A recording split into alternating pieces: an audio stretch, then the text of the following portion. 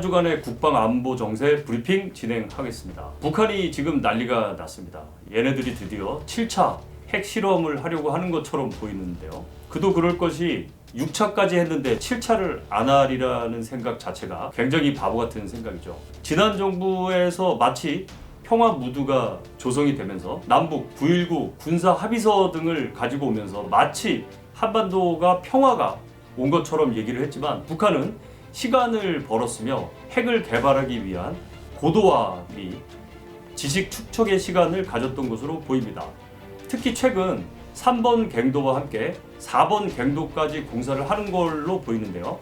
3번 갱도는 대한민국, 즉 남한을 공격하기 위한 전술핵을 개발하는 용도이며 4번 갱도는 3번 갱도보다 좀 더 깊고 이 폭이 넓습니다. 그래서 수소 폭탄을 개발하기 위한 실험장이 아닌가 하는 생각이 듭니다. 풍계리에 3번 갱도와 4번 갱도 공사를 마치고 1여단 제7연대 병력이 상주하고 있는 것은요, 곧 핵실험이 임박했다는 것을 볼 수 있으며 얘네들 주변에 지금 철조망을 두르고 있어요. 장기적으로 주둔을 하고 아마도 핵실험을 위한 후속 지원을 계속하려고 하는 의도로 보입니다. 북한이 추진하고 있는 국방개혁 5개년 계획에 따르면 전술핵 실험은 충분히 예상이 되는 수준이고요. 현재 대내외적인 환경을 분석하고 있는 것으로 판단됩니다. 아무래도 지금 정부에서 부담이 많이 되겠죠. 지난번 탄도탄 미사일 8발을 쐈더니 우리도 똑같이 한미연합자산으로 8발을 쐈으며 한미연합공격편대군 20대의 전투기를 서해상에 띄웠더니 북한이 깜짝 놀랐던 것을 볼 수 있습니다. 과거처럼 입으로만 안보를 지키는 것이 아니라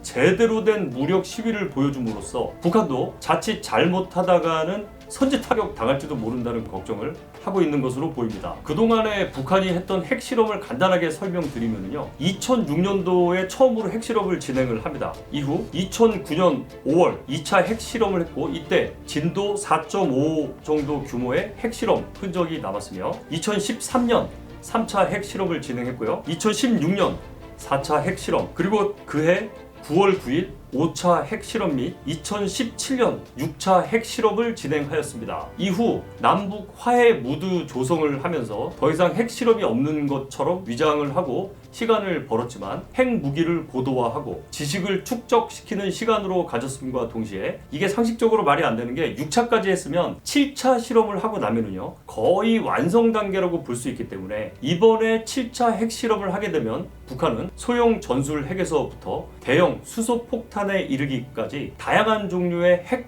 폭탄을 개발, 완료할 수 있을 것으로 예상이 됩니다. 예전에 토머스 프리드먼이 한국에 왔을 때 제가 인터뷰를 했었던 적이 있었어요. 그때 토머스 프리드먼이 굉장히 신기했던 것이 북한이 연일 미사일을 쏘고 핵실험을 하는데 어떻게 한국 사람들은 이렇게 편안하게 일상을 지낼 수가 있느냐라고 했을 때 제가 했던 얘기가 있습니다. 바로 대한민국 긴장의 일상화다. 긴장의 연속이 되다 보니까 우리는 그것이 일상화되었다고 이야기를 했는데 이 토머스 프리드먼이라는 뉴욕타임즈의 대기자는 이것을 굉장히 흥미롭게 생각을 했었어요. 이 사람은 베이루트에서 실제로 전쟁하는 때에 종군 기자로도 참가를 했었기 때문에 그 상황이 어떤지를 잘 알고 있었던 거죠. 이런 북한의 핵실험 조짐과 관련해서 미국은 B-52H 및 RC-135S 특수 정찰기 등을 파견하여 이 북한 상황을 예의주시하고 있는데요. 어쨌든 북한이 지상에서 핵실험을 하는 것을 일단은 막을 수 있는 방법은 없다고 보여집니다. 결국 평화를 입으로만 지켜서는 되는 것이 없다는 것을 보여주는 거죠. 네, 다음은 미국입니다. 한미 국방장관이 회담을 마쳤죠. 주요 내용을 간략하게 설명을 드리면 먼저 양측 장관은 북한 핵실험을 총력 저지하기 위한 성명을 발표했는데요. 사실은 이게 좀 웃긴 게 우리나라가 그동안 북한 핵에 대해서 너무 관대하게 대응을 하다 보니까 이제 남의 나라가 뭐라고 해도 듣지 않는 상황이 온 것 같아요. 가장 심각한 피해를 입는 우리가 이렇게 미온적으로 대처하는데 누가 제대로 대응을 하겠습니까? 북한 핵실험에 대비해서 한미 확장 억제 전략 협의체를 몇 주 안에 가동을 하겠다고 이야기를 했고요. 확장 억제라는 것은 대한민국의 핵 공격에 대비해서 미국이 대한민국의 핵 공격을 할 경우는 이는 미국에게도 핵 공격을 한 것과 동일한 것으로 간주를 한다는 것이죠. 그만큼 미국은 대한민국을 동등한 국가로 대접을 해주고 있다는 것을 보여주고 있습니다. 이에 따라서 한반도에 한미 연합 전력들이 전개를 하고 특히 미국의 전략 자산들이 전개를 함으로써 한반도에서 일어나는 모든 가능성에 대해 대비를 하고 있습니다. 또한 외교부 장관인 박진 장관은요, 한일 관계 개선과 지소미아의 조기 회복을 소망하고 있다고 밝혔습니다. 사실 지소미아 이거를 파기한 것 자체가 너무 웃긴 거죠. 미국과 일본, 한국이 서로 정보를 주고받을 수 있어야만이 긴밀하고 체계적으로 대북 정보를 소통시키면서 원활하게 대비태세를 유지하고 작전을 할 수 있는데 이걸 한쪽을 끌어놨다는 것은 정말 저는 말이 안 된다고 봅니다. 과거 정부가 도대체 국방 안보와 관련해서 얼마나 무지하며 혹은 무지한 것이 아니라 매우 의도적으로 이런 것들을 끄는 것이 아닌가 의심스러울 정도로 아마추어적인 국제적인 의사결정을 했다고 볼 수 있겠습니다. 미국은 우크라이나 관련해서도요, 현재도 엄청난 지원을 하고 있는데요. 특히 미 합참 의장은 돈바스 지역의 전투는 흡사 1차 대전 때의 참호전과 유사한 전개 양상을 보인다고 했는데요. 참호전이라는 것은 시간이 엄청나게 끌리고 그 다음에 대규모 소모전과 함께 인명피해도 엄청나게 나는 거죠. 현재 돈바스 지역의 우크라이나군과 러시아군의 상호 간의 전상 사상자 수가 매우 증가되는 것을 보면 정말로 1차 대전의 참호전을 보는 듯한 느낌이 듭니다. 바이든은 10억 달러의 추가 원조를 우크라이나에 제공을 했고요. 야포 18문, 포탄 3만 6천 발, 대함 미사일, 다련장 로켓 등을 전달을 하려고 하고 있습니다. 여기에 독일은 장거리 다련장 로켓 시스템 3기와 슬로바키아는 헬리콥터, 포탄, 폴란드, 네덜란드는 야포를 더 지원하겠다고 약속을 한 상태입니다. 또한 우크라이나 전쟁과 관련해서 독일도 군비 증강을 하려고 하는 움직임을 보이고 있죠. 특히 독일 내에 미국 핵무기를 전개시키는 여론조사에서 독일은 매우 긍정적으로 보고 있다고 파악이 되고 있습니다. 전쟁이 아니었다면 미국의 핵무기를 독일에 주둔시키는 것에 대해서 거부 반응이 있었겠지만 이제 우크라이나 전쟁이 점점 가시화되면서 독일의 미국의 핵무기 배치는 거부감이 점점 줄어들고 있습니다.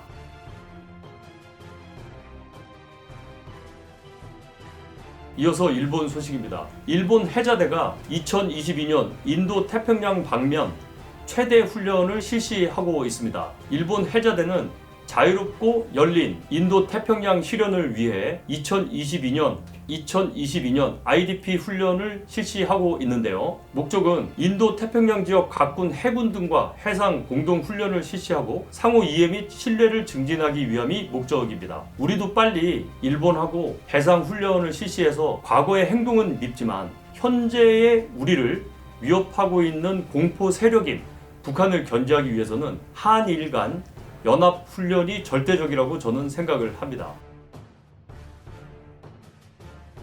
이렇게 일본이 다양한 훈련을 하고 있는데요. 일본이 주로 참여한 훈련은요, 일단 가장 중요한 거죠. 림팩 2022를 참여했고요. 퍼시픽 파트너십 2022에도 참여를 했습니다.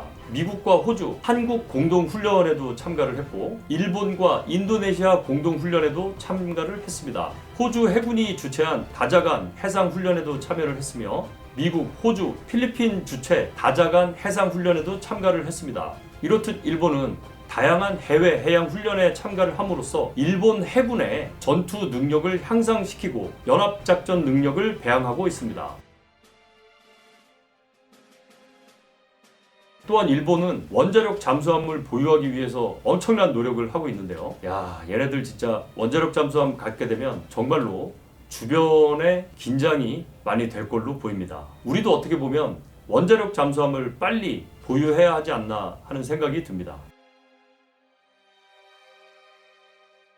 이어서 중국 소식입니다. 시진핑이 재미난 문서에 사인을 했죠. 바로 중국이 전쟁 이외의 작전 지역에 파병을 할 수 있는 근거가 되는 문서에 서명을 했는데요. 무투어라고 합니다. Military Operation Other than War라는 뜻인데요. 즉 전쟁이 아닌 분쟁 지역에도 중국군을 파병하는 법적 근거를 마련했다는 것이 매우 의미가 있습니다. 이 비전쟁 군사행동 요강에 사인을 함으로써 그동안 중국이 해외 파병을 하는 데 있어서 근거가 미비했던 법규를 보완하며 군사 작전을 위해서 구체적인 기준을 마련했다는 것이 큰 의의가 있겠습니다. 이런 요강을 제정함으로써 중국군은 인도주의적 지원과 민사작전 등을 하는 데 있어서 관련 근거를 마련할 수가 있었으며 인도적 지원 등에 대한 법적 기준을 표준화하고 국가 주권과 개발 이익을 달성할 수 있을 것으로 예상하고 있습니다. 지금 중국이 아프리카에도 어마어마한 투자를 하고 있죠. 제가 3년 전에 아프리카에 강의를 다녀왔을 때도 얘네들이 사회 간접 자본 같은 것들을 투자를 하거나 철로, 지하철, 기타 도로 등을 놔줌으로 해서 발전하지 못한 아프리카에 환심을 사기 위해서 엄청난 노력들을 하고 있습니다. 물론 부작용도 있는데요. 중국 노동자들이 동네의 개를 다 잡아먹어가지고 아프리카인들이 중국인에 대한 혐오적인 정서는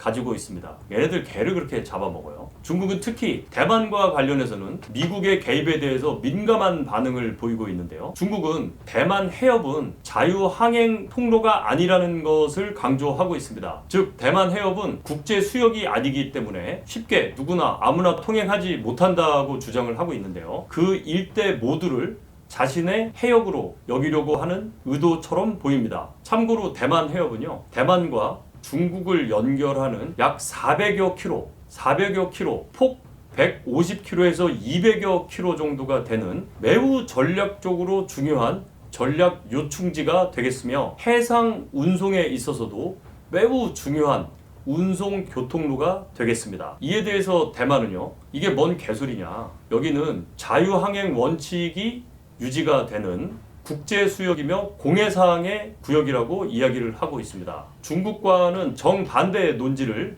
개진함으로써 향후 지속적인 논란이 예상이 됩니다. 중국의 해외 전략은 파키스탄과도 밀접한 외교적 관계를 강화를 하고 있는데요. 중국은 파키스탄과 함께 대테러 및 군사협력을 강화하고 있습니다. 또한 중국은 과거 미국처럼 다양한 학술기관, 연구기관들을 격려를 하면서 현재 발달시키고 있는 과학기술이 장차적으로는 무기로 전용될 수 있도록 기술을 개발하는 것을 독려하고 있습니다. 이렇게 되면 향후 20년 뒤에는 중국이 개발하는 과학기술을 바탕으로 한 무기체계가 엄청난 위협이 될 것으로 예상이 됩니다. 네, 다음은 마지막으로 러시아와 우크라이나 상황인데요. 돈바스 지역에서의 고착 상황은 당분간 길어질 것으로 보이며 서방 국가와 미국으로부터 엄청난 전장 물자를 지원받은 우크라이나는 지속적이고도 꾸준한 반격을 할 것으로 예상이 되며 이를 돌파하기 위하여 러시아 역시 추가적으로 병력을 보충하고 전비를 보완하는 등 대책을 세우고 있는 것으로 보입니다. 러시아는 돈바스 일대를 포위하고 막강한 화력으로 우크라이나를 공격하고 있으며 지배 세력을 확장하려고 노력하고 있는 중입니다. 이렇게 함으로써 점령 지역을 점점 확장하고 있으며 우크라이나 후방 지역에 있는 석유 저장 시설과 같은 전략적 보관소들을 하나하나 파괴해 나가고 있습니다. 여기에 대해서 우크라이나는 돈바스 지역 후방에 있는 러시아군 점령 지역의 주요 군사 거점 시설들을 타격하면서 방어를 하고 있습니다. 이상으로 국방안보정세 브리핑을 마무리하겠습니다. 제복이 존중받는 사회를 위해서 노력하는 유튜버 멋진 창창이었습니다. 감사합니다.